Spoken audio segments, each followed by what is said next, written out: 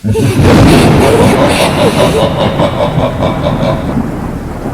Vangshan family, welcome back. Let's start our new chapter. Wing और वांग जी, साथ ही वेन्निंग और नी हुसैन चारों भी बहुत डर चुके थे क्योंकि अभी तक वो हैवी और कोल्ड वॉइस उस मेंशन में इको हो रही थी, जिस वजह से वो इन्हें बहुत तेज़ी से अभी तक सुनाई दे रही थी। वहीं दूसरी तरफ नी हुसैन और विंग वो दोनों इतने डर चुके थे कि उन्होंने वांग जी और वेन्निंग को बहुत टाइटली हक कर लिया था। साथ ही वांग जी और वेन्निंग को भी कुछ भी समझ में नहीं आ रहा था। वो दोनों बस अपने ओमेगास को टाइटली हक करके इधर उधर देख रहे थे ताकि वो इस वॉइस के ओनर का पता लगा सके, पर उन्हें आसपास कोई भी दिख नहीं रहा था। साथ ही मेंशन की सारी लाइट्स ब्लास्ट हो चुकी थी, जिस वजह से मेंशन पूरा अंधेरे में खो चुका था। अब इन चारों को भी इस मेंशन में रहना सही नहीं लग रहा था। वांग जी ने वेन्निंग की तरफ देखा और अपनी स्ट्रॉन्ग वॉइस में कहा, वेन्निंग यहाँ से निकलो। इतना बोलकर वो चारों भी मेंशन से बाहर जाने के लिए एग्जिट गेट की तरफ भागने लगे।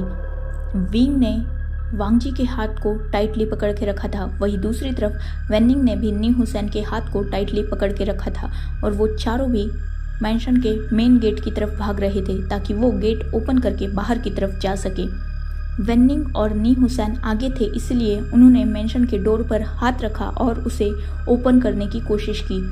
कुछ देर तो वो डोर ओपन नहीं हुआ, पर थोड़ी दिक्कतों के बाद फाइनली वो डोर ओपन हो चुका था और नी हुसैन वेन्निंग मेंशन के बाहर की तरफ निकल गए। पर जैसे ही वांग जी और विंग मेंशन के डोर के बाहर कदम रखने वाले थे, उन दोनों को एक तेज़ झटका लगा और वो दोनों भी मेंशन के अंदर की तरफ आकर सीधा बहुत ज़ोर से ज़मीन पर गिर गए। दोनों को भी थोड़ी चोट लग चुकी थी, पर इस सब की फिक्र ना करते हुए वांग जी फिर से विंग की तरफ गया क्योंकि इस झटके की वजह से वांग जी का हाथ विंग के हाथ से छूट गया था।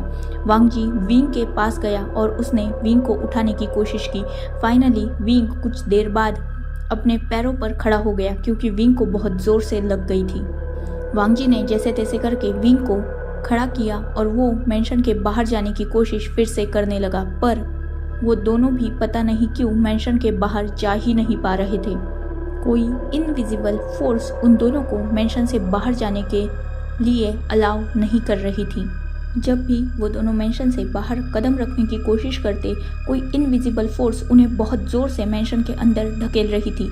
ऐसा 2-3 बार होने के बाद विंग और वांग जी दोनों भी इंजर्ड हो चुके थे। बहुत ज़्यादा नहीं, पर बहुत कम भी नहीं। उन दोनों की इतनी अभी पावर नहीं थी कि वो दोनों मेंशन से बाहर जा सके। इनफैक्ट विंग को इस इंसिडेंस में सबसे ज़्यादा चोट आई थी। विंग का राइट लेग एक टेबल से टकरा गया था, जिससे उसे कट लग गया था और खून भी बहुत बह रहा था।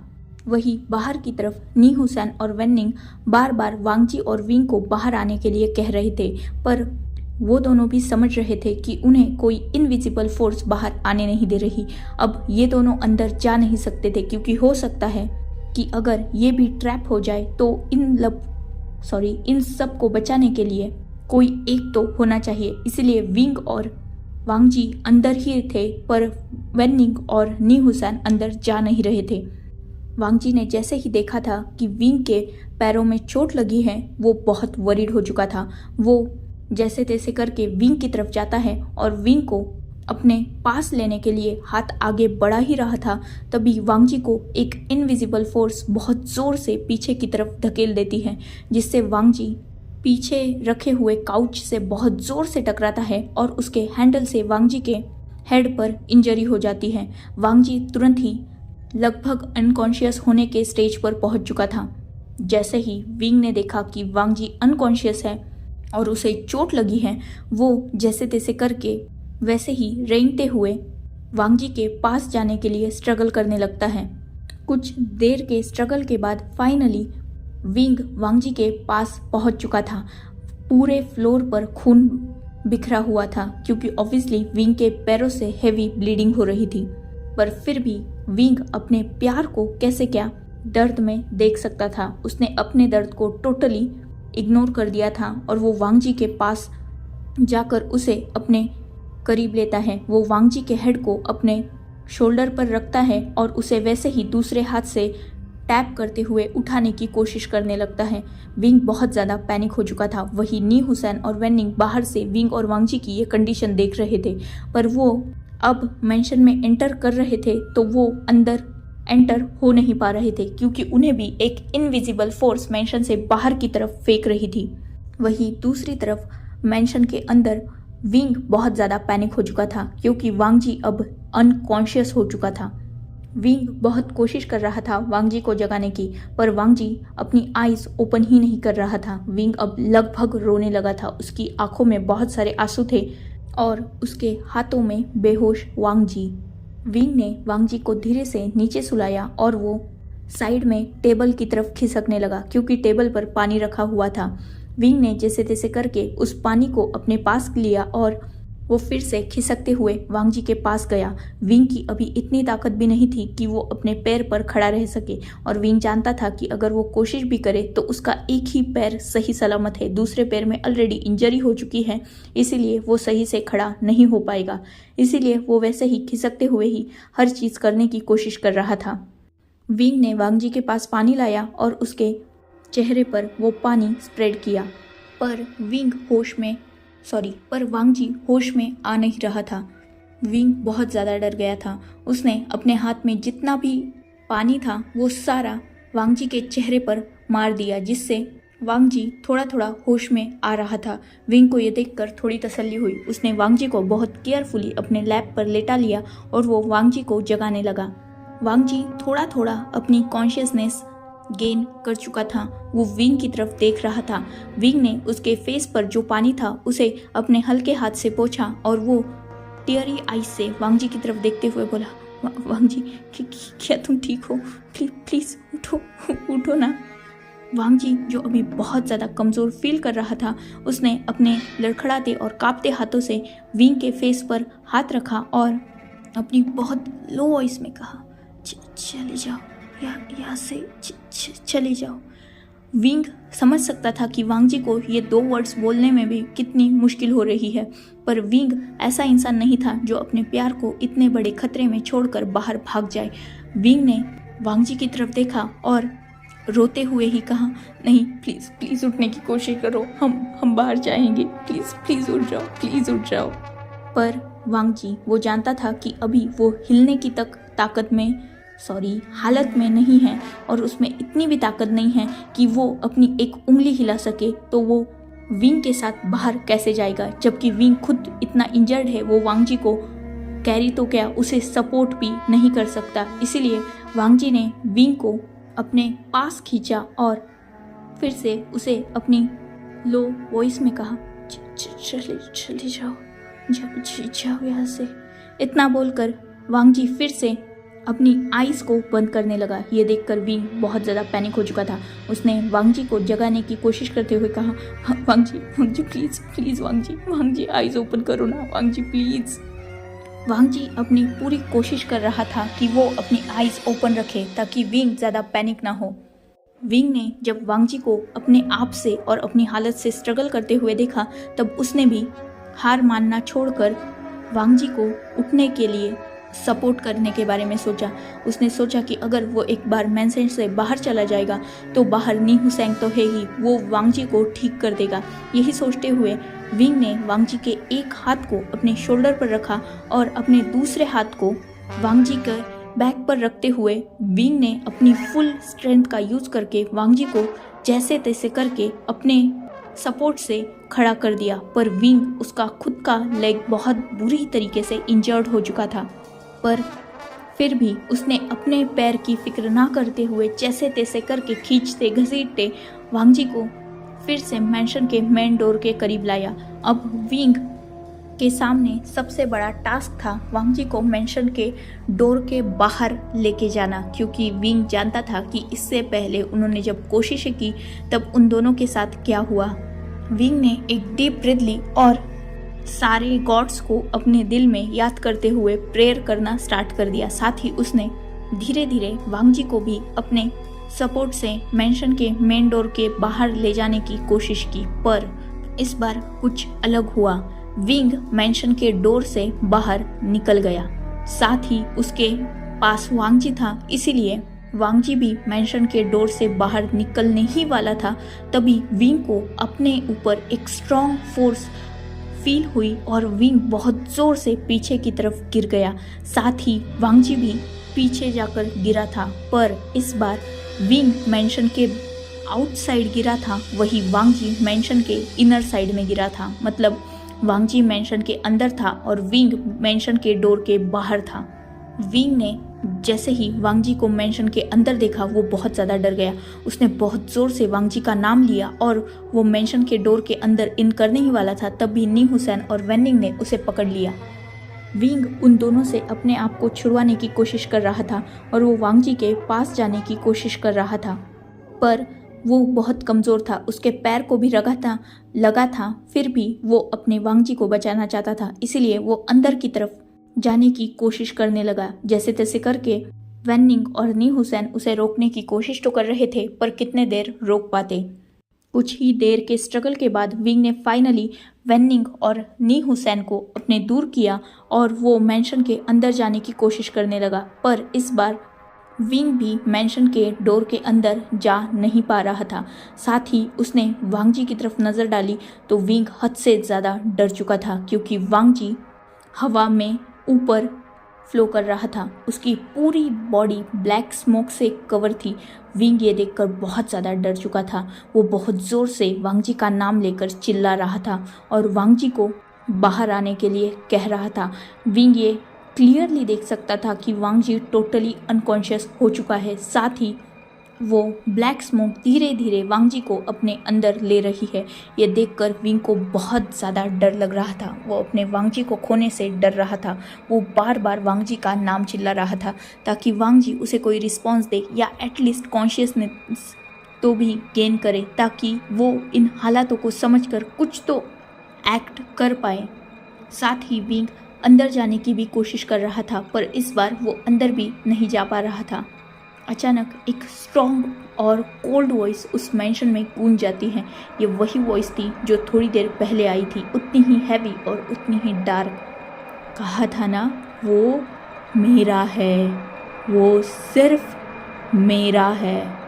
इतना बोलकर वो वॉइस वांगजी को बहुत ज़ोर से नीचे की तरफ फेंक देती है, पर वांगजी इससे पहले कि नीचे गिरता, तुरंत ही फिर से वो हवा में थम जाता है। जैसे ही वांगजी ऊपर से नीचे की तरफ आ रहा था, विंग जैसे अपनी जान छोड़ चुका था। उसे इतना डर लग रहा था कि अगर वांगजी गिर जाता और उसे लग जाता, ये सोचकर ही विंग अंदर तक कांप गया था। वही नी हुसैन और वेनिंग भी, वो तीनों भी वांगजी का नाम पुकार रहे थे। वही विंग वो वांगजी की ऐसी कंडीशन देखकर टोटली हार चुका था। वो अपने नीज के बल बैठ चुका था। उसने अपने दोनों हाथों को टाइटली जोड़ लिया और बेग करते हुए कहा, प्लीज़ प्लीज़ मेरे प्यार को छोड़ दो, मैं उससे बहुत प्यार करता हूँ। तुम कौन हो, क्या चाहते हो, प्लीज़ उसे छोड़ दो, मत दो उसे तकलीफ। वो मेरा है, वो मुझसे प्यार करता है, प्लीज़ प्लीज़ उसे छोड़ दो, हम दोनों के बीच में मत आओ प्लीज़। पर दूसरी तरफ जैसे ही उस अंदर वाले पर्सन ने ये सुना था, वो वांगजी को हवा में और भी ऊपर की तरफ लेके जाने लगा। ये देखकर तो विंग की सांस अटक चुकी थी। उसने लगभग चिल्लाते हुए कहा, नहीं नहीं प्लीज़, नहीं प्लीज़ प्लीज़ उसके साथ कुछ मत करना, प्लीज़ उसे छोड़ दो, प्लीज़ उसे छोड़ दो। अचानक उस मेंशन में एक भयानक हंसी की आवाज़ गूंज गई। ये वॉइस सुनकर नी हुसैन, विंग और अंदर तक कांप चुके थे। विंग तो इतना ज़्यादा डर चुका था कि वो अंदर जाने के लिए और भी ज़्यादा स्ट्रगल करने लगा, झटपटाने लगा, पर कोई फोर्स उसे अंदर जाने ही नहीं दे रही थी। विंग बहुत बुरी तरीके से रो रहा था। साथ ही नी हुसैन और वेनिंग भी बहुत ज़्यादा परेशान थे अपने दोनों दोस्तों के लिए, क्योंकि वांगजी तो ऑलरेडी अनकॉन्शियस था। वही दूसरी तरफ विंग, उसकी हालत इतनी बुरी हो चुकी थी कि वो संभलने के हालत में ही नहीं था। नी हुसैन और वेनिंग को तो लग रहा था कि ये दोनों आज ही मर जाएंगे, क्योंकि विंग का ब्लड भी बहुत ज़्यादा लॉस हो रहा था। साथ ही उसे अपनी नहीं बल्कि अपने वांगजी की फिक्र थी। विंग जब बार बार अंदर आने की कोशिश कर रहा था और वो सफल नहीं हो रहा था, तो वो बहुत ज़्यादा फ्रस्ट्रेट हो चुका था। वो कैसे भी करके अंदर जाना चाहता था, जिस वजह से विंग बहुत ज़्यादा हार्म भी हो चुका था। साथ ही वांगजी भी अभी तक हवा में ही था और अंदर जो कोई भी था वो वांग जी के बॉडी के साथ जैसे प्ले कर रहा था, उसे इधर से उधर घुमा रहा था, जिस वजह से वांग जी बहुत सारी चीज़ों से टकरा रहा था और उसे चोट भी लग रही थी। वहीं दूसरी तरफ विंग बाहर बैक कर रहा था कि कैसे भी करके वो इंसान वांग जी को छोड़ दे, या वो जो कुछ भी अंदर फोर्स है वो वांग जी को छोड़ दे, चाहे तो उसके लिए विंग को पकड़ ले। विंग खुद अंदर आएगा और वो वांग जी की जगह लेगा, पर वांग जी को वो बाहर छोड़ दे। पर अंदर की फोर्स विंग को नहीं बल्कि वांग जी को अपने पास चाहती थी शायद, इसीलिए उन्हें विंग अंदर आना गवारा नहीं था और वांग जी का बाहर जाना गवारा नहीं था। कुछ देर ऐसे ही वहाँ हलचल चलती है। थोड़ी देर बाद जब बहुत ज़्यादा सिचुएशन बिगड़ रही थी तब पता नहीं क्या होता है, पर वांग जी जो अभी तक हवा में था वो धीरे धीरे नीचे की तरफ आने लगता है। वो अभी भी बेहोश था। कुछ देर बाद ही वो जो भी फोर्स थी वो वांग जी को नीचे बहुत आराम से रख देती है। वांग जी पूरा ब्लड से कवर हो चुका था। वही विंग जब सिचुएशन शांत देखता है तब वो तुरंत ही फिर से मेंशन में अंदर आने की कोशिश करने लगता है, पर इस बार जैसे ही विंग मेंशन के अंदर एंटर करने ही वाला था तभी मेंशन का डोर बहुत जोर से बंद हो जाता है। और जैसे ही मेंशन का डोर बंद हुआ था वहाँ एक अजीब सा सन्नाटा फैल चुका था। वही विंग बस वांग जी को अपने सामने उस डोर के पीछे इनविजिबल होते हुए देख रहा था। मतलब धीरे धीरे वो डोर बंद हो रहा था और वांग जी विंग के नज़रों से धीरे धीरे गायब हो रहा था। जैसे ही वो डोर बंद हुआ था पूरी तरफ शांति फैल चुकी थी, साथ ही विंग भी बिल्कुल शांत गिर चुका था। वेन निंग और नी हुसैन भी ये सारा नज़ारा देखकर डर भी चुके थे और उन्हें कुछ समझ में भी नहीं आ रहा था कि अब हुआ क्या और होने क्या वाला है। ऐसे ही वक्त गुजर जाता है। विंग अभी भी शॉक में था। फाइनली अब सुबह होने वाली थी क्योंकि 5 बज चुके थे। अभी तक विंग वैसे ही मेंशन के मेन डोर के पास बैठा हुआ था और वो उस बंद डोर की तरफ ही देख रहा था। उसकी आंखों से लगातार आंसू बह रहे थे पर उसके मुंह से एक आवाज़ तक नहीं निकल रही थी। वो साइलेंटली बस रो रहा था। वही दूसरी तरफ नी हुसैन और वेन निंग वो बस विंग को कंसोल कर रहे थे और डोर को ओपन करने की कोशिश कर रहे थे, पर वो डोर ओपन हो ही नहीं रहा था। अब सूरज नज़र आने लगा था। वेन निंग और नी हुसैन ने जैसे तैसे करके दोनों के सपोर्ट से विंग को उठा लिया था और उसे कार में डाल लिया था। साथ ही अब वो शहर की तरफ जा रहे थे क्योंकि उन्हें जो कुछ भी हुआ उसके बारे में कुछ तो करना होगा। वही विंग वो बेहोश हो चुका था क्योंकि इतने ज़्यादा ट्रॉमा के बाद, टॉर्चर के बाद और मोस्ट इम्पॉर्टेंटली ब्लड लॉस के बाद विंग अब इस हालत में ही नहीं था कि वो होश में रह सके। उसकी चोट भी बहुत ज़्यादा गहरी हो चुकी थी क्योंकि विंग अपने हाथ पांव मार रहा था वांग जी को बचाने के लिए। इसीलिए वेन निंग और नी हुसैन ने उसे हॉस्पिटलाइज कर दिया। वो वही एडमिट था जहां नी हुसैन वर्क करता था। विंग पूरी तरीके से बेहोश था। लगभग 12 घंटे वो बेहोश ही था। और वही दूसरी तरफ नी हुसैन और वेन निंग फिर से मेंशन आए थे। उन्होंने गार्ड्स और मेड से उस डोर को ओपन करने की कोशिश की थी पर वो डोर ओपन हो ही नहीं रहा था। साथ ही वो स्पेयर की से भी ओपन नहीं हो रहा था। उस डोर पर बहुत सारी हेवी चीज़ों से अटैक किया गया ताकि वो ओपन हो सके, पर वो डोर ओपन हो ही नहीं रहा था।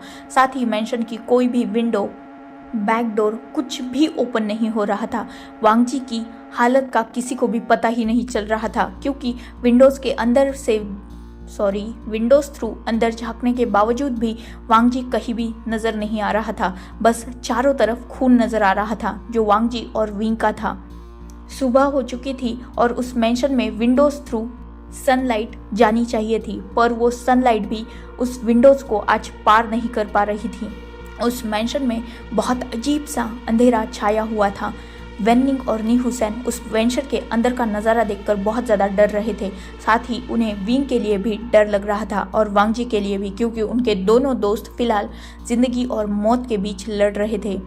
विंग की हालत तो आउट ऑफ डेंजर थी, पर वो दोनों जानते थे कि जब भी विंग को होश आएगा वो वांग जी के लिए पागलों की तरह रोएगा। इसीलिए अभी फ़िलहाल उन्होंने वांग जी को मेंशन में ही छोड़ने का डिसाइड किया और वो खुद हॉस्पिटल में पहुंच गए क्योंकि अभी वांग जी का तो उन्हें वैसे भी कुछ पता नहीं चल रहा था, पर विंग उनके आंखों के सामने है और विंग जब होश में आएगा तब उसे वांग जी चाहिए होगा। यही सोचते हुए वो दोनों भी हॉस्पिटल में गए और जैसा कि उन्होंने एक्सपेक्ट किया था, विंग अपनी आंखें खोल चुका था और वो अपने पूरे हॉस्पिटल रूम को मैस कर चुका था। वो बार बार वांग जी का नाम लेकर चिल्ला रहा था और वांग जी को बुलाने की जिद कर रहा था। वेन्निंग और नी हुसैन दोनों भी विंग के पास पहुंचे। नी हुसैन ने जैसे तैसे करके विंग को अपने पास लिया और उसे टाइटली हग कर लिया। विंग बहुत ज़्यादा रो रहा था। उसने अपने आप को भी फिर से हर्ट कर दिया था। उसकी बैंडेजेस खुल चुकी थी, साथ ही उसके लेग में जो स्टिचेस लगी थी वो भी खुल चुकी थी। जैसे तैसे करके नी हुसैन और वेन्निंग ने विंग को उठाया और बेड पर सुला दिया। साथ ही नी हुसैन ने विंग को फिर से नींद का इंजेक्शन दे दिया और फाइनली विंग फिर से नींद की आगोश में सो गया। वेन्निंग और नी हुसैन वो दोनों भी समझ नहीं पा रहे थे कि कल रात से उनके साथ एग्जैक्टली हुआ क्या, पर वो दोनों एक बात अच्छी तरीके से समझ चुके थे कि इसमें कहीं ना कहीं सुपर नेचुरल चीज़ें इंक्लूड है। इसीलिए उन्होंने अपने कुछ दोस्तों से बात करने का डिसाइड किया। कुछ देर बाद वेन्निंग और नी हुसैन को एक पर्सन के बारे में पता चला जो ऐसी सुपर नेचुरल चीज़ों से लड़ने में लोगों की हेल्प करता है। नी हुसैन और वेन्निंग के पास बिल्कुल भी वक्त नहीं था। उन्हें कैसे भी करके वांग जी को भी बचाना था, साथ ही विंग का भी ख्याल रखना था। अभी फिलहाल विंग सोया हुआ है तो ये बेस्ट अपॉर्चुनिटी थी। इसीलिए वेन्निंग और नी हुसैन दोनों भी उन पर्सन की तरफ जाने के लिए निकल गए। वो पर्सन शहर से थोड़ा आउटसाइड में रहता था, इसीलिए विंग और नी हुसैन को वहाँ जाने के लिए बहुत वक्त लगा, पर फाइनली वो जैसे तैसे करके उस पर्सन के घर पे पहुँच गए। जैसे ही उस पर्सन ने अपने घर के डोर के बाहर इन दो अननोन पर्सन को देखा, वो समझ चुका था कि कुछ ना कुछ गलत हुआ है, क्योंकि उसके पास वही लोग आते थे जो बहुत ज़्यादा मुसीबत में होते थे। उस पर्सन ने उन दोनों लोगों को अंदर ले लिया, मतलब नी हुसैन और वेन्निंग को अपने घर के अंदर ले लिया और डोर को बंद कर लिया। उसने उन दोनों को बैठने के लिए कहा, साथ ही वो भी सामने वाले काउच पर बैठ गया। उसने अपने घर में जो एक ही सर्वेंट था उससे कहा कि जाओ और मेरे पार्टनर को लेके आओ, साथ ही कुछ खाने पीने का इंतज़ाम करो। उस सर्वेंट ने वो किया और वो अंदर की तरफ चला गया। कुछ ही देर बाद उस लिविंग हॉल में एक पर्सन ने एंटर किया जो बहुत ज़्यादा हैंडसम अल्फा था। उसके फेस पर एक ब्यूटीफुल स्माइल थी। अभी तक जो पर्सन उन दोनों के सामने बैठा हुआ था वो एक ओमेगा था और वो एक मेल ओमेगा था। उसके फेस पर स्माइल तो नहीं थी, पर वो बहुत अट्रैक्टिव और ब्यूटीफुल ओमेगा था। जैसे ही वो अल्फा उस लिविंग हॉल में एंटर करता है, वो ओमेगा उठ के खड़ा हो गया था। साथ ही नी हुसैन और वेन्निंग भी। वो अल्फा उन दोनों के पास जाता है और उन दोनों से अपना इंट्रोडक्शन करते हुए कहता है, हेलो, मेरा नाम सिचैन है और ये मेरा ओमेगा पार्टनर जियांग चैन है। ये सुनना था कि नी हुसैन और वेन्निंग नोट करते हैं और अपना इंट्रोडक्शन देते हुए कहता है, वेन्निंग, हेलो, मेरा नाम वेन्निंग है और ये मेरा ओमेगा पार्टनर नी हुसैन है। वो चारों भी एक दूसरे को ग्रीट करते हैं और बाद में बैठ जाते हैं। कुछ ही देर बाद वो सर्वेंट भी स्नैक्स और टी कॉफ़ी लेकर वहाँ आ चुका था। वो सर्वेंट जाने तक चुप रहते हैं और बाद में लैन सिचैन उन दोनों की तरफ देखते हुए कहते हैं, तो बताइए अपनी प्रॉब्लम। लैन सिचैन नहीं, सिर्फ सिचैन। नी हुसैन और वेन्निंग वो दोनों भी उनके साथ जो कुछ भी हुआ और उनके दोस्तों के साथ भी जो कुछ भी हुआ वो सब कुछ सिचैन और चैंग को बता देते हैं। चैंग और सिचैन ये सुनकर थोड़ा स्ट्रेस हो चुके थे। उन्होंने वेन्निंग की तरफ देखते हुए कहा, तो क्या हम आपके उस दूसरे दोस्त जो हॉस्पिटल में है उससे मिल सकते हैं? तुरंत ही नी हुसैन और वेन्निंग ने अलाउ कर दिया। वो चारों भी हॉस्पिटल की तरफ निकल गए थे। So enough for today. Let's take a break. Next chapter in next video. If you like my explanation, like, comment and subscribe my channel. Hopefully you all are enjoying this journey. Goodbye. Take care. Enjoy your beautiful life.